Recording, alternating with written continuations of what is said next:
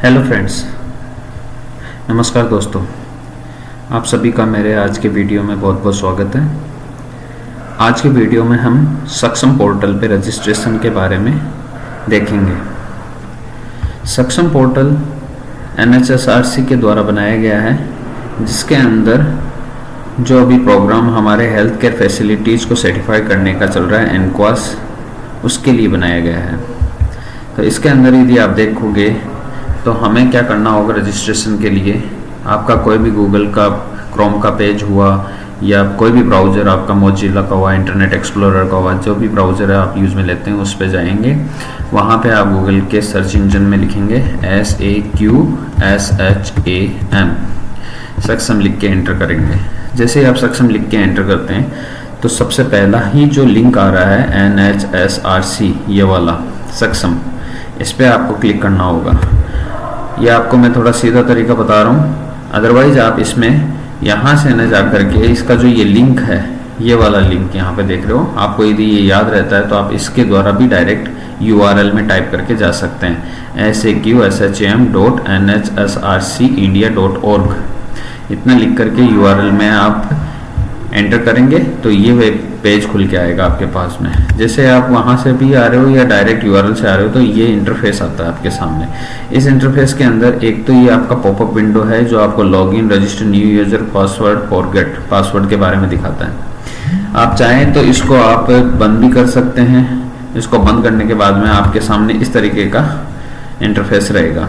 इस इंटरफेस के अंदर आप यदि पहले से रजिस्टर्ड हैं तो यहाँ से साइन इन कर सकते हैं, और आपको रजिस्टर नया करना है तो आप यहाँ से रजिस्टर पे क्लिक करेंगे। जैसे रजिस्टर पे क्लिक करेंगे तो ये वाला आपके पास इंटरफेस खुलेगा। यदि आप यहाँ से, ये वाला जो पेज है जो फर्स्ट इंटरफेस आता है, यहाँ से भी यदि आप रजिस्टर न्यू यूज़र पे क्लिक करते हैं तो यहाँ से आप देखिए सेम पेज खुल रहा है जो हमने भी खोला था। तो इस पेज को खोलने के बाद में आपको सबसे पहले क्या करना होगा, सेलेक्ट टाइप में फैसिलिटी इंचार्ज, ये सेलेक्ट करोगे आप ऑप्शन। फिर स्टेट, कोई भी स्टेट आप जैसे ले लेते हो, राजस्थान आपने लिया, राजस्थान स्टेट आप सेलेक्ट करोगे। स्टेट सेलेक्ट करने के बाद में फिर हमें यहाँ पे डिस्ट्रिक्ट सेलेक्ट करना होगा। डिस्ट्रिक्ट में हमने जैसा कोई भी एक डिस्ट्रिक्ट ले लिया, अजमेर डिस्ट्रिक्ट सेलेक्ट करने के बाद में हमें फिर यहाँ पे फैसिलिटी टाइप सेलेक्ट करनी होगी।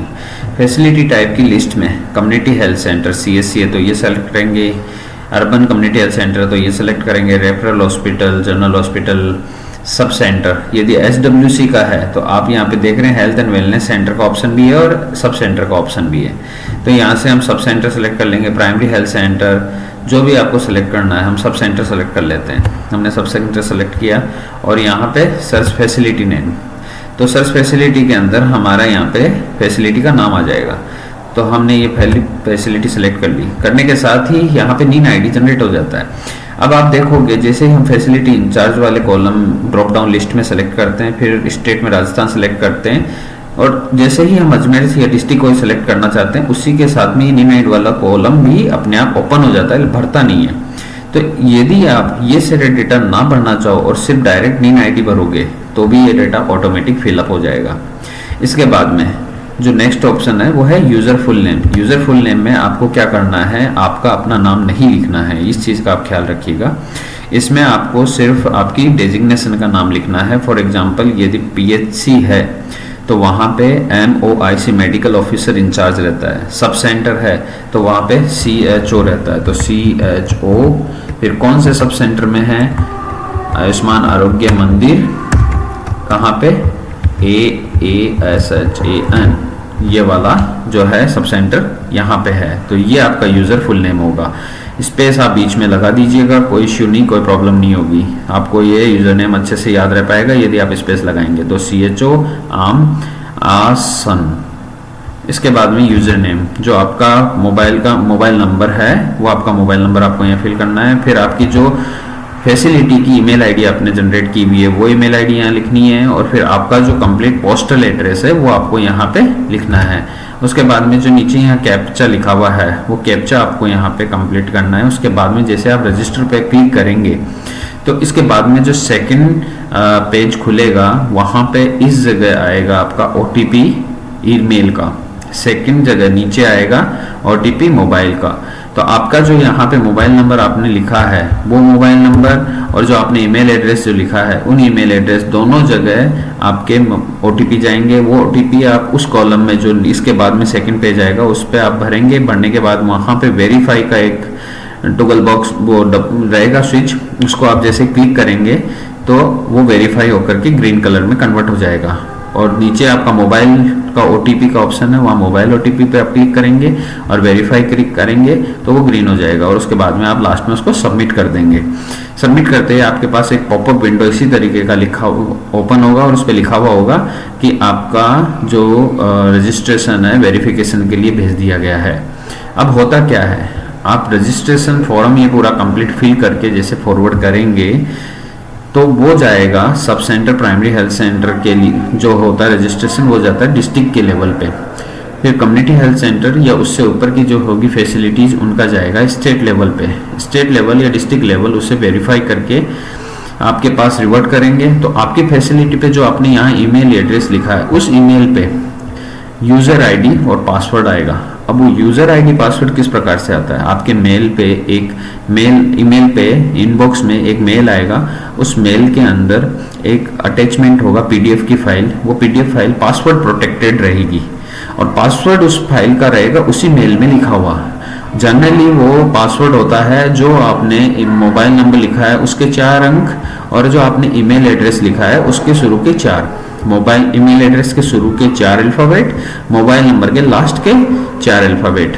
तो आप देख लीजिएगा उसमें मेल को आप पढ़िएगा, उस मेल में लिखा हुआ है कि इस पासवर्ड प्रोटेक्टेड फाइल का पासवर्ड क्या है। उसको आप जैसे ही पासवर्ड में क्लिक करेंगे वो फाइल आपकी ओपन हो जाएगी। उस फाइल के अंदर आपका यूज़र ID और पासवर्ड रहेगा।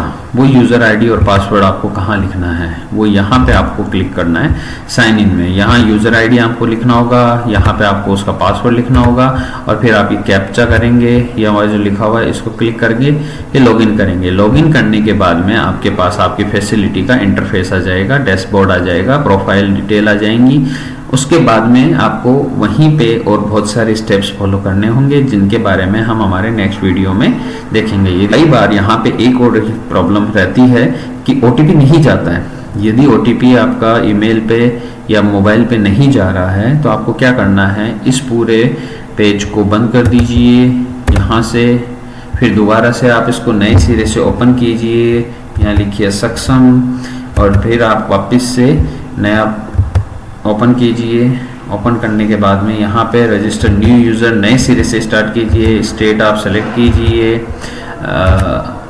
फैसिलिटी इंचार्ज, फिर इसके बाद में स्टेट आप सेलेक्ट कीजिए गोवा, फिर डिस्ट्रिक्ट सेलेक्ट कीजिए। ये आप फिर सारा फॉर्म फिल करने के बाद में फिर आप जब नेक्स्ट रजिस्टर पर क्लिक करेंगे तो उस समय आपका OTP चला जाएगा।